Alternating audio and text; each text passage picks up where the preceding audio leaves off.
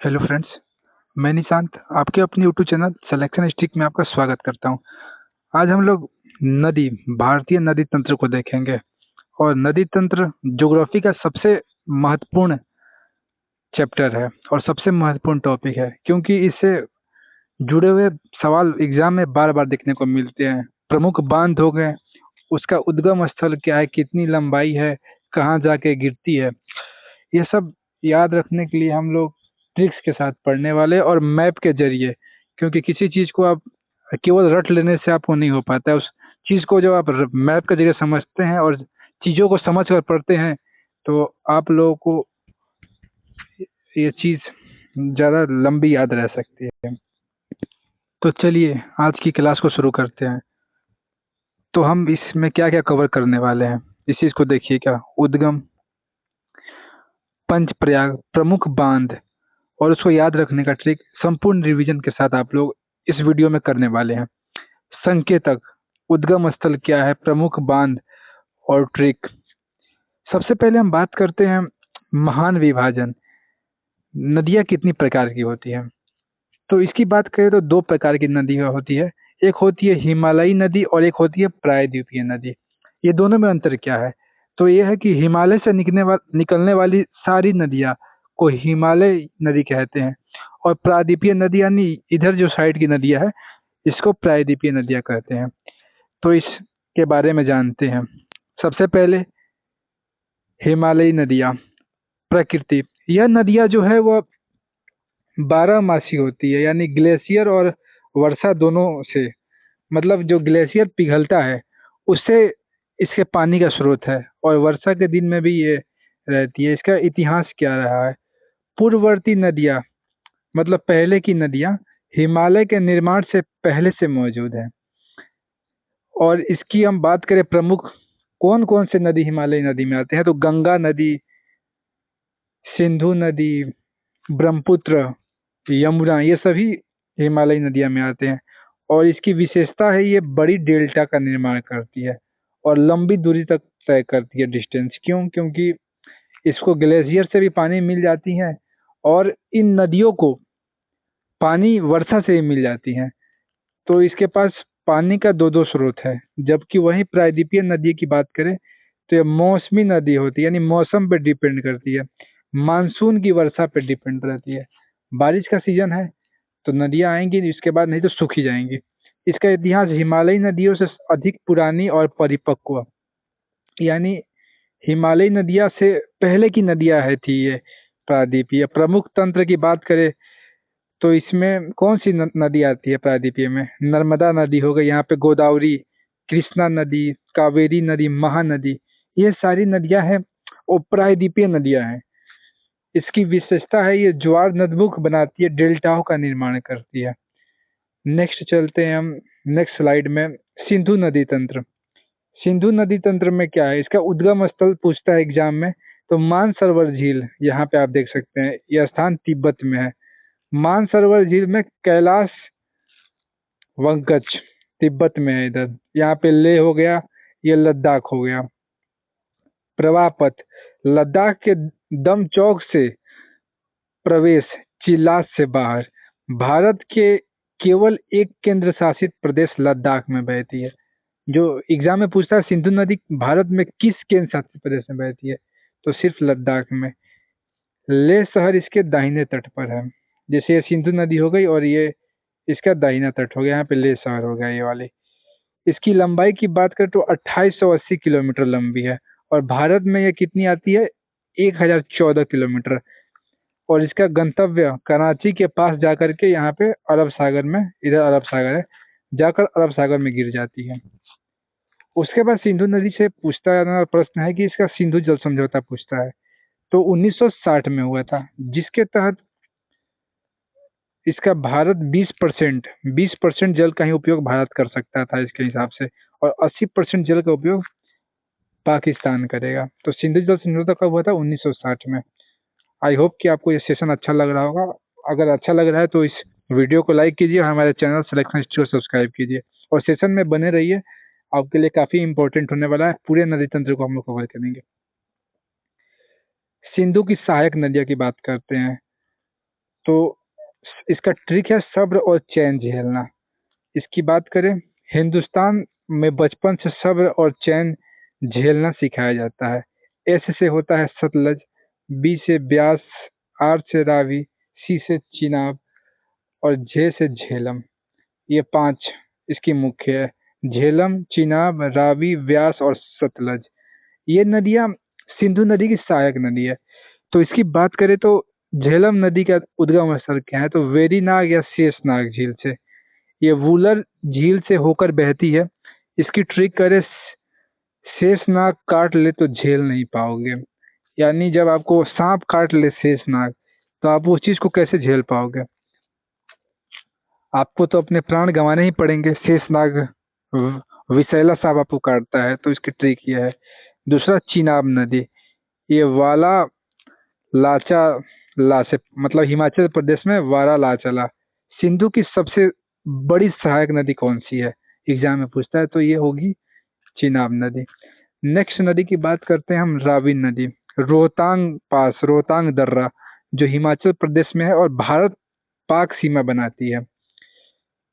ये जो रोहतांग दर्रा ये भारत पाकिस्तान की सीमा बनाती है। इसको ट्रिक है, रवि रो रो के तंग करता है। रो रो के यानी रोहतांग, रो रो के तंग करता है कौन? रवि। नेक्स्ट बात करते हैं व्यास। व्यास की बात करें तो ये भी रोहतांग से निकलता है हिमाचल। ये केवल भारत में बहती है जो व्यास नदी है।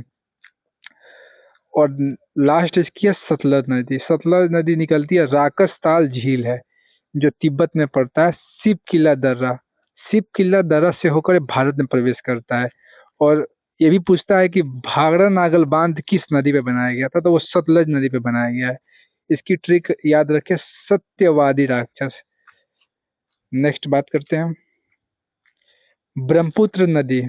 उसकी सहायक नदियाँ, उसकी तंत्र और ब्रह्मपुत्र की सबसे विशेषता है उसको अन्य कौन कौन से नाम से जाना जाता है। ये सबसे ज्यादा एग्जाम में पूछे जाना प्रश्न है। तो ब्रह्मपुत्र की बात करें तो इसको तिब्बत में किस नाम से जाना जाता है? चोमायुडुंग ग्लेशियर से इसे उद्गम है। इसे सांगपो कहा जाता है। इसको तिब्बत में क्या कहते हैं? सांगपो। एग्जाम में पूछेगा सांगपो, बहुत पूछता है इसे प्रश्न। अरुणाचल प्रदेश में जब निकलता है तो भारत में ये अरुणाचल प्रदेश से ही होकर प्रवेश करता है ब्रह्मपुत्र नदी। तो अरुणाचल प्रदेश में इसको नामचा बरवा पर्वत को काटकर यह भारत में प्रवेश करती है। इसमें दर्रा है, यांगयाप दर्रा। इसको दिहांग कहा जाता है। भारत में ब्रह्मपुत्र नदी को दिहांग के नाम से जाना जाता है। यही वो नदी जब असम में आती है अरुणाचल प्रदेश से, तो इसको ब्रह्मपुत्र नदी के नाम से जानते हैं असम में। और इसकी कुल लंबाई 2900 किलोमीटर, यानी ब्रह्मपुत्र नदी लंबाई के दृष्टिकोण से गंगा नदी से भी लंबी है। लेकिन भारत की सबसे लंबी नदी कौन सी है? गंगा है, 2525 किलोमीटर। क्योंकि भारत में 917 किलोमीटर ही ब्रह्मपुत्र नदी बहती है। और बांग्लादेश में इसको जमुना के नाम से जाना जाता है। और ये गंगा के साथ मिलकर मेघना के रूप में बंगाल की खाड़ी में गिरती है। इसकी ये जाके गिरी कहाँ? बंगाल की खाड़ी में। गंगा के साथ मिलती है तो उसकी संयुक्त धारा को मेघना के नाम से जाना जाता है। अब देखिए, ब्रह्मपुत्र के कुछ द्वीप हैं और खूनी नदी है। ब्रह्मपुत्र नदी को खूनी नदी के नाम से जाना जाता है। माजुली द्वीप है और उमानंदा। विश्व का सबसे बड़ी नदी द्वीप माजुली, जो असम में पड़ता है। और सबसे छोटा नदी द्वीप उमानंदा है। यानी सबसे बड़ा नदी द्वीप माजुली और सबसे छोटा द्वीप कौन है? उमानंदा। द्वीप क्या होता है? द्वीप वो स्थान है, जैसे ये द्वीप हो गया, इसके चारों तरफ पानियों से घिरा हुआ है, तो इसको क्या बोलेंगे? द्वीप। चारों तरफ से पानियों से घिरा हुआ है। लोहित नदी, लाल मिट्टी के अवसादों के कारण जल लाल दिखता है, इसे खूनी नदी कहा जाता है। लोहित नदी को किस नदी के नाम से जाना जाता है? खूनी नदी के नाम से। साफ साफ यहाँ पे लिखा गया है। उसके बाद है भूपेन हजारिका ब्रिज। लोहित नदी पर स्थित ये भारत का सबसे लंबा नदी ब्रिज है। इसे ढोला सदिया ब्रिज भी कहते हैं। ढोला सदिया ब्रिज भी कहते हैं। किसको? भूपेन हजारिका ब्रिज को। और इसकी अन्य सहायक नदियों की बात करें तो तीस्ता नदी, मानस नदी, पगला दिया नदी। पगला दिया और सुबनसिरी इसकी सबसे बड़ी सहायक नदी है। ब्रह्मपुत्र की सबसे बड़ी सहायक नदी कौन है? सुबनसिरी। तो इससे सहायक नदियां इसकी ब्रह्मपुत्र की ज्यादा महत्वपूर्ण नहीं है। ब्रह्मपुत्र में जो सबसे महत्वपूर्ण चीजें हैं वो उसको किस किस नाम से कहाँ कहाँ जाना जाता है, ये एग्जाम में सबसे ज्यादा पूछा जाता है। नेक्स्ट हम चलते हैं गंगा नदी पे। उससे पहले पंच प्रयाग गंगा का निर्माण, उसके रहस्य को जानिए। अलकनंदा नदी का उद्गम सतोपंथ ग्लेशियर से होता है। उसके बाद ये जो पांच प्रयाग हैं, ये देखिएगा पांचों प्रयाग को यहाँ पे दर्शाया गया है साफ साफ। तो विष्णु प्रयाग, नंद प्रयाग, कर्ण प्रयाग, रुद्र प्रयाग और देव प्रयाग। सबसे पहले आप लोगों को पांचों प्रयाग याद होना चाहिए। देव प्रयाग के बाद इन संयुक्त धाराओं को गंगा के नाम से जाना जाता है। यानी गंगा का निर्माण कैसे होता है इस चीज को आप समझिए सबसे पहले इस फिगर के माध्यम से। तो विष्णु प्रयाग में क्या है? अलकनंदा और धौली गंगा मिलती है तो विष्णु प्रयाग बनता है। नंद प्रयाग अलकनंदा प्लस नंदाकिनी, यानी अलकनंदा तो सब में कॉमन है, ये चीज आप याद रखिएगा। अलकनंदा सब में कॉमन है और उसमें अलग अलग नदियां आकर मिलके एक प्रयाग का निर्माण कर रही है। कर्ण प्रयाग की बात करें तो अलकनंदा प्लस पिंडर नदी। रुद्र प्रयाग अलकनंदा प्लस मंदाकिनी। मंदाकिनी कहाँ से आती है? केदारनाथ, जो JNK में पड़ता है। और देव प्रयाग की बात करें तो अलकनंदा प्लस भागीरथी। भागीरथी गंगोत्री से आकर मिलती है और इस भागीरथी को हम गंगा नदी के नाम से जानते हैं। और देव प्रयाग के बाद जैसे ये होते हुए यहाँ से जब आ गई इस पॉइंट से, तो इसके बाद इसके जो संयुक्त धारा है इसी धारा को गंगा कहते हैं। यानी आप समझ लिए गंगा नदी बनने से पहले इसकी कितना प्रोसेस, 5 प्रोसेस होकर गुजर रही है। 5 अलग अलग प्रयाग का निर्माण हो रहा है और अलग धारा एक साथ मिलकर तब गंगा का निर्माण हो रहा है। नेक्स्ट चलते हैं गंगा नदी तंत्र, भारत की जीवन रेखा। भारत की जीवन रेखा क्यों कहा गया? क्योंकि भारत की सबसे लंबी नदी तो गंगा है, 2525 किलोमीटर। और भारत की जीवन रेखा के तौर पे इसको देखा गया है क्योंकि ये कृषि और सिंचाई और बहुत सारे चीजों में ये उपयोगी है और खास तौर पे कृषि पे बहुत डिपेंड करते हैं यहाँ से गंगा नदी के पानी से लोग भारत में। इसकी आप बात करिए, सब गंगा उत्तराखंड में बहती है, उत्तर प्रदेश में भी, बिहार में भी, झारखंड, वेस्ट बंगाल होते हुए वे ऑफ बंगाल, बंगाल की खाड़ी में आ जाएगी। तो इसको आप देखिएगा एक बार। सबसे पहले बात करें तो उत्तराखंड से निकली, उत्तर प्रदेश में प्रवेश करेगी, उत्तर प्रदेश से बिहार से झारखंड और बंगाल होते हुए बंगाल की खाड़ी में गिर जाएगी। इस मैप पे आप देखिए। इसकी लंबाई और विस्तार की बात करें, गंगा भारत की सबसे लंबी नदी है जिसकी लंबाई 2525 किलोमीटर है। ये तो सबको याद है। इसकी ये सबसे अधिक 5 राज्यों से होकर गुजरती है जिसमें उत्तराखंड, उत्तर प्रदेश, बिहार, झारखंड और पश्चिम बंगाल शामिल है। और सबसे ज्यादा इसकी कौन से राज्य से गुजरती है? तो उत्तर प्रदेश में सर्वाधिक गंगा बहती है और सबसे कम बात करें तो ये झारखंड में सबसे कम इसकी धारा और नदी के रूप में इसकी सीमा मतलब क्षेत्रफल साझा करती है। राष्ट्रीय पहचान गंगा नदी को कब मिला था? राष्ट्रीय नदी है ना, 2008 में इसको राष्ट्रीय नदी घोषित किया गया था गंगा नदी को। 2009 में गंगा डॉल्फिन को राष्ट्रीय जलीय जीव घोषित किया गया था। जो डॉल्फिन है वो गंगा की डॉल्फिन है, तो 2009 में इसको राष्ट्रीय जीव घोषित किया, जलीय जीव घोषित किया गया था। और उसके बाद देखिए, बैक्टीरियोफेज वायरस के कारण इस जल का कभी खराब नहीं होता। इसके नदी में एक वायरस पाया जाता है जिसको बैक्टीरियोफेज वायरस कहते हैं, जिसे हम बोलते हैं गंगा नदी का पानी कभी खराब नहीं होता है। ये गंगा का वरदान है और इसको उपयोग करते हैं हम लोग, अस्थि भी इसमें बहाते हैं। और हिंदू धर्म के लिए तो गंगा एक माँ के समान है और इस धार्मिक नदी है और पवित्र नदी है। इसके पीछे एक साइंटिफिक रीजन भी है। वो क्या है? Bacteriophage virus. और अंतिम चरण की बात करें, जब गंगा नदी जब यहाँ से आकर जब गिरने वाली है बंगाल की खाड़ी में, तो पश्चिम बंगाल में 2 धाराओं में बढ़ती है, हुगली भारत में और पद्मा बांग्लादेश में जाती है। और ब्रह्मपुत्र के साथ मिलकर विश्व का सबसे बड़ा सुंदरवन डेल्टा बनाती है। गंगा नदी सबसे बड़ी डेल्टा ब्रह्मपुत्र के साथ मिलकर बनाएगी सुंदरबन डेल्टा। नेक्स्ट बात करते हैं हम लोग गंगा की सहायक नदियां। एक है बायां तट और दाहिना तट। इस तरह से आप देखेंगे जैसे गंगा ये जा रही है तो इसका ये हो गया बायां, ये हो गया दाहिना। इस तीर के निशान से आपको क्लियर होगा। तो सबसे पहले बात करें रामगंगा, वो ये कुमायूं हिमालय से आता है। उसके बाद गोमती नदी, घाघरा जो तिब्बत से आकर इसमें मिलेगी गंगा में। गंडक नदी इसकी सहायक नदी जो नेपाल के सलीग्राम से निकलती है। इसका उद्गम स्थल आप लोग याद करते जाएगा क्योंकि इसका भी उद्गम स्थल, गंगा की सहायक नदियों का भी उद्गम स्थल एग्जाम में पूछ लिया जाता है। तो इसको भी आप लोग इसी तरह देखते ही हुए चलिएगा और अलग से नहीं याद करने की जरूरत है, इसी में आप लोग मर्ज करके याद कर सकते हैं। नेक्स्ट इसकी बात करें कोसी नदी। कोसी नदी को बिहार का शोक कहा जाता है और यह मार्ग बदलने के लिए मतलब फेमस है। सबसे ज्यादा मार्ग बदलने वाली, रास्ता काटने वाली नदी कोसी नदी है।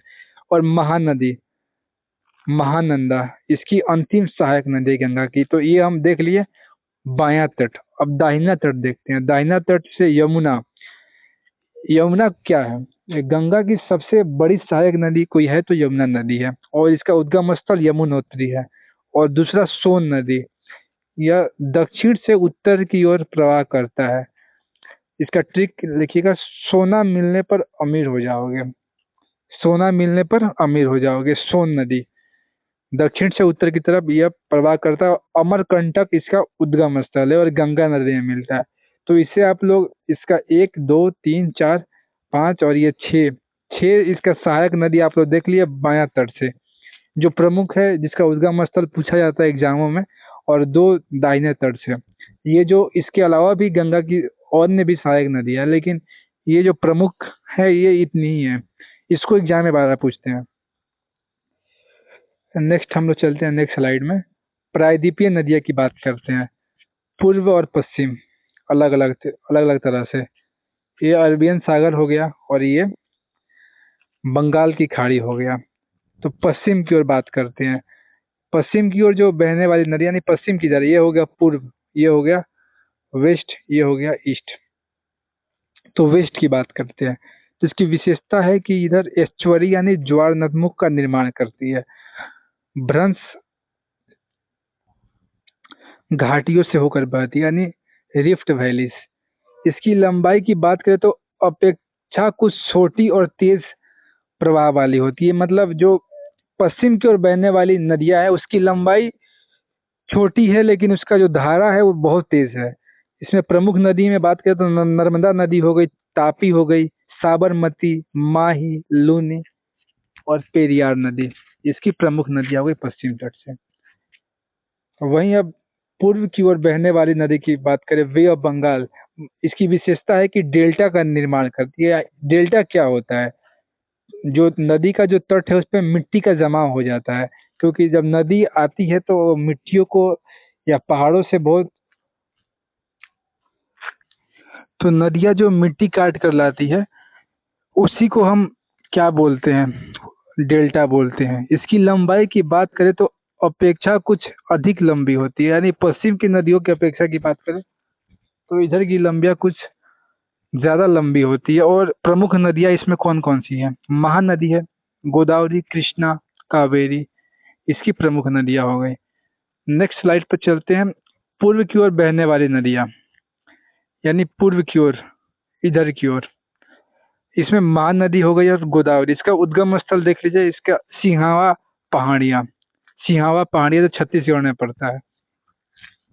इसमें प्रवाह की बात करें तो छत्तीसगढ़ और उड़ीसा, छत्तीसगढ़ और उड़ीसा इसका मतलब होके बहता है। ये छत्तीसगढ़ हो गया और इधर हो गया उड़ीसा। प्रमुख बांध हीराकुंड बांध, महानदी पे हीराकुंड बांध बनाया गया है। भारत का सबसे लंबा बांध है। इसकी लंबाई कितनी है? 4801 किलोमीटर मीटर। और गोदावरी की बात करें, इसका उद्गम स्थल त्र्यंबकेश्वर पहाड़ी जो नासिक महाराष्ट्र में पड़ता है।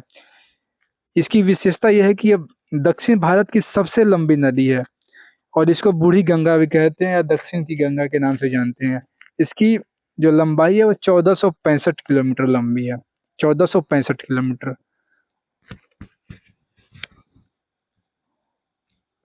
नेक्स्ट हम बात करें सहायक नदियाँ की गोदावरी की, तो वेन गंगा, पेन गंगा, इंद्रावती, सबरी, ये सब इसकी सहायक नदियाँ है। गोदावरी की सहायक नदियाँ एग्जाम में पूछे जाता है कौन कौन सी हैं? वेन गंगा, पेन गंगा, इंद्रावती और सावेरी। नेक्स्ट चलते हैं, अभी पूर्व की ओर नदियों की बात कर रहे हैं, इसमें कृष्णा और कावेरी नदी, ये दोनों इंपॉर्टेंट है। जैसे हम लोग ऊपर गोदावरी नदी को पढ़े थे और महानदी को, जैसे कृष्णा और कावेरी। इस कृष्णा की बात करें तो इसकी उद्गम स्थल महाबलेश्वर महाराष्ट्र में है। इसकी विशेषता क्या है? यह प्रायद्वीपीय भारत की दूसरी सबसे लंबी नदी है, 1400 किलोमीटर। इसकी सहायक नदियां जो इम्पोर्टेंट है, मूसी नदी पूछा जाता है, भीमा, तुंगभद्रा, और इसको आप ट्रिक से याद कर सकते हैं, महाबलेश्वर वाला, भगवान कृष्ण बहुत बलवान, यानी महाबलेश्वर। इससे तो आप लोगों को डायरेक्ट ये चीज याद हो जाएगी, एक लाइन के लिए ट्रिक क्या है बनाना। दूसरा देख लीजिए कावेरी नदी, इसका उद्गम स्थल ब्रह्मगिरी पहाड़ियाँ जो कर्नाटक में पड़ती है। इसकी विशेषता की बात करें तो यह दक्षिण भारत की एकमात्र बारहमासी नदी है, यानी यह नदी सूखती नहीं है कभी, 12 महीने, यानी गंगा नदी की तरह 12 मासी नदियाँ है। इसको दक्षिण भारत की गंगा भी कहा जाता है। दक्षिण भारत की गंगा, ये थोड़ा सा, इसकी लंबाई 805 किलोमीटर। दक्षिण भारत की लंबाई इसको गंगा नहीं कहते हैं। इसको आप लोग इस पॉइंट में देखिएगा, दक्षिण भारत की गंगा तो गोदावरी को कहते हैं ना, तो ये चीज यहाँ पे गलत ऐड हो गया है, इसको आप लोग सुधार लीजिएगा। नेक्स्ट हम चलते हैं पश्चिम की ओर बहने वाली नदियाँ, भ्रंश और घाटी का रहस्य, यानी जो पश्चिम की तरफ बहती है। ये नर्मदा नदी हो गई, जो इसकी लंबाई 1312 किलोमीटर है, और नर्मदा नदी पर सरदार सरोवर बांध बनाया गया है। यह सतपुरा पहाड़ियों से होकर गुजरती है। तापी नदी हो गई, वो बैतूल पठार इसका उद्गम है तापी नदी का। और ये आपका, ये जो रीजन दिखा रखा है, ये विंध्य पर्वत का रीजन हो गया। नर्मदा और तापी दोनों विपरीत दिशा यानी पश्चिम में बहती है, क्योंकि वे पहाड़ियों के बीच गहरी दरार यानी घाटियों से होकर फंसी हुई है। कौन सी दो नदी से जो विपरीत दिशा में बहती है उसकी बात करें तो तापी और नर्मदा। अब देखिए पश्चिम की ओर बहने वाली नदियां, अनोखी नदियां, यानी जो पश्चिम की तरफ बहती है इधर की तरफ, तो लूनी नदी आती है, जिसका उद्गम राजस्थान यानी राजस्थान गुजरात में होकर बहती है। अरावली में इसका उद्गम स्थल है। खारे पानी की प्रसिद्ध नदी है लूनी नदी। यह समुद्र तक नहीं पहुंच पाती है और कच्छ के रण में विलीन हो जाती है। कहाँ विलीन हो जाती है? कच्छ के रण में। दूसरा देख ले माही नदी, इसका मध्य प्रदेश और महाराष्ट्र से होकर गुजरती है। यह विंध्य पर्वत से उद्गम स्थल है। विश्व की एकमात्र नदी जो कर्क रेखा को 2 बार काटती है। एग्जाम में पूछता है कर्क रेखा को 2 बार काटने वाली नदी कौन सी है? तो जूम कर देते हैं, आप लोग अच्छे से दिखाई देगा। तो माही नदी है जो कर्क रेखा को 2 बार काटती है। ट्रॉपिक ऑफ कैंसर कहते हैं उसको। साबरमती जो गुजरात में बहती है, अहमदाबाद और गांधीनगर इसी नदी के किनारे बसा हुआ है। आप लोगों को मैं कवर करा चुका हूँ नदियों के किनारे बसा हुआ सर। अगर आप लोग उस क्लास को नहीं देखे हैं तो इस क्लास के बाद उसको जाकर देख सकते हैं। अलग अलग चीजों को उसमें कवर कराया गया है। चौथा है पेरियार नदी, केरला में है। यह शिवगिरी पहाड़ियों से इसका उद्गम स्थल है। इसकी केरल को जीवन रेखा भी कहते हैं। पेरियार नदी को केरल की जीवन रेखा कहते हैं। यह भारत की एकमात्र चापकार डैम इसी पर स्थित है। भारत का जो एकमात्र डैम है चापाकार, वो इसी पे स्थित है, यानी कहाँ? पेरियार नदी पे। अब हम लोग अपने क्लास के लास्ट टॉपिक पे आ चुके हैं, जो लास्ट हम लोग का होने वाला है। ये क्या है? जो आप लोगों के लिए क्लास का जो क्विक रिवीजन होता है कि हम लोग क्लास में क्या क्या देखे उसका हाईलाइट। तो भारत के प्रमुख बांध, बांध को देखिएगा। सबसे ऊंचा बांध पूछा जाता है तो टिहरी बांध है, जो भागीरथी नदी पे बनाया गया है। सबसे लंबा बांध की बात करें तो वो हीराकुंड बांध है, जो महानदी पे उसको बनाया गया है, हीराकुंड बांध को। सबसे बड़ा गुरुत्वीय तंत्र की बात करें तो भाखड़ा नागल बांध है, जिसको सतलज नदी में बनाया गया है। और प्रसिद्ध बांध सरदार सरोवर बांध पूछा जाता है, वो नर्मदा नदी पे बनाया गया है। और जो टॉप 5 मेमोरी ट्रिक्स जो आपको याद रखने हैं, सिंधु नदी की सहायक नदियां जो था सब्र और चैन झेलना, सतलज, रावी, व्यास, चिनाब और झेलम। चिनाब का उद्गम स्थल क्या था? बारालाचा। बहुत लालच करते हो। कृष्णा का उद्गम महाबलेश्वर, कृष्णा बहुत बलवान है। व्यास का उद्गम स्थल क्या था? प्यास बुझाने हिमालय गए। और सोन का उद्गम स्थल क्या है? अमरकंटक। तो क्लास का एक हम लोग हाईलाइट के तौर पे आप इसको देख सकते हो। सबसे ये पंच प्रयाग को पढ़े, उद्गम स्थल पढ़े, प्रमुख बांध पढ़े, मेमोरी ट्रिक पढ़े। इसमें हम लोग क्या क्या पढ़े? हिमालयी नदी और प्रायद्वीपीय नदी। हिमालय नदी जो नदी हिमालय से निकलती है, 12 मासी नदियां होती है, जिसमें गंगा, यमुना, ब्रह्मपुत्र, सिंधु नदी इसकी, और ये डेल्टाओं का निर्माण करती है। और प्रायद्वीपीय नदी की बात करें तो मौसमी नदी है, यह बरसात के मौसम में है, नहीं तो सूख जाती है, जिसमें गोदावरी, कृष्णा, कावेरी, महानदी, नर्मदा जो ये नदी है, और ये ज्वार नदबुह के निर्माण करती है।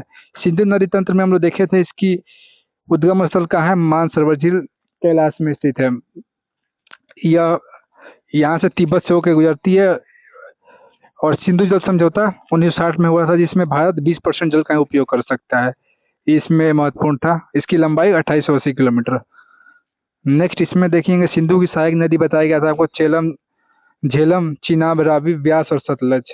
ये पांचों को आपको याद रखना है। बाकी इसका उद्गम स्थल भी आपको बता रखा था, शेषनाग झील, वरालाचला, रोहतांग पास, व्यास कुंड, सतलज की राकास्थाल झील। नेक्स्ट स्लाइड की बात करें तो इसमें आपको क्या क्या करा था? सिंधु नदी तंत्र को बता रखा था। इसको अलग अलग जगह पे अलग अलग नामों से जाना जाता है।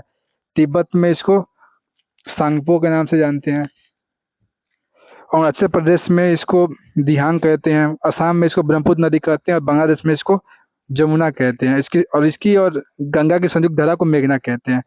इसमें आप लोग देखिए, इसमें मैं क्या क्या कराया था। माजुली द्वीप है, जो संसार का सबसे बड़ा नदी द्वीप है, और इसकी जो सहायक नदियां थी सुबनसिरी, तीस्ता, मानस और भगोदरिया। पंच प्रयाग की बात किया था, विष्णु प्रयाग, नंद प्रयाग, कर्ण प्रयाग, रुद्र प्रयाग और देव प्रयाग। और किस किस अलकनंदा से कौन कौन सी नदी मिलती है, तो कौन कौन से प्रयाग बनते हैं, इसके बात हुआ था। इसमें देख रहे तो गंगा नदी तंत्र का बात किए थे, गंगा नदी का विस्तार कैसे कैसे बहती है और कहाँ जाकर ये बंगाल की खाड़ी में गिर जाती है, उस सब को इसमें बात किया गया था। गंगा नदी का पहचान कैसे कैसे मिला था। इसमें हम गंगा की बायां और दायां तट की सहायक नदियों की बात किए थे। ये बायां तट से मिलने वाली 6 और दाहिने तट से 2, जो एग्जाम के दृष्टिकोण से महत्वपूर्ण होते हैं। बाकी प्रायद्वीपीय नदी को देखा गया था, पश्चिम की ओर बहने वाली, पूर्व की ओर बहने वाली, इसको अलग तरह से वर्गीकरण किया गया था। जिसमें पूर्व की तरफ से बहने वाली नदी महानदी थी, गोदावरी थी, कृष्णा थी, कावेरी थी। और पश्चिम की तरफ बहने वाली कौन कौन सी थी? लूनी नदी, जो यहाँ से मैं कराया था, लूनी, माही नदी, साबरमती, पेरियार, ये सब पश्चिम की ओर महत्वपूर्ण नदियां हो गई। तो उम्मीद करते हैं कि आप लोगों को मेरी क्लास और मेरा एफर्ट काफ़ी अच्छा लगा होगा। ये क्लास आप लोगों के लिए बहुत ही महत्वपूर्ण होने वाला है, क्योंकि और बहुत आप लोग इसको बिना स्किप किए हुए देखे हुए हैं, तो नदियों को बहुत लंबा करने का जरूरत नहीं है। ये जो क्लास है ये सफिशियंट है, इससे बाहर क्वेश्चन नहीं जाता है। इसी से क्वेश्चन आप इसका एमसीक्यू में नदियों करा रखा हूँ, टॉप 50 क्वेश्चन, वो भी आप देख सकते हैं। और ये थ्योरेटिकल बच्चों का कमेंट आ रहा था कि सर आप इसका एक बार थ्योरी करा दीजिए भारत की नदियों की, तो मैं सोचा इसका एक क्लास ले लेता हूँ, ताकि आप लोगों का कंसेप्ट क्लियर हो जाए थ्योरी पे। तो आप लोग को ये वीडियो कैसा लगा बताइएगा, और चैनल पे हमारे नए हैं तो चैनल को जरूर सब्सक्राइब कीजिएगा। ऐसे ही आप लोगों के लिए एजुकेशनल वीडियो लाते रहेंगे। स्टैटिक जीके भी काफ़ी कवर करा गया है, हिस्ट्री का भी वीडियो मौर्य साम्राज्य तक चले गए हैं। धीरे धीरे पूरे हिस्ट्री को भी कंप्लीट कर लेंगे, और ज्योग्राफी को भी शुरुआत कर दिया गया। लेकिन ज्योग्राफी में भारत की नदियाँ बहुत ही महत्वपूर्ण रहती है, और इसे सवाल पूछते हैं, इसीलिए इसके लिए मैं इसे लाना जरूरी समझा। और उसके बाद फिर से इसको ज्योग्राफी को शुरू से भी हम लोग कर लेंगे, उसका एमसीक्यू भी कर लेंगे और थ्योरेटिकल पार्ट भी कर लेंगे। आपका थ्योरी कंप्लीट कंसेप्ट है तो आप एमसीक्यू आराम से आप एग्जाम में बना लोगे। तो इसी के साथ हम लोग मिलते हैं नेक्स्ट वीडियो में। तब तक अपना ख्याल रखिए। जय हिंद।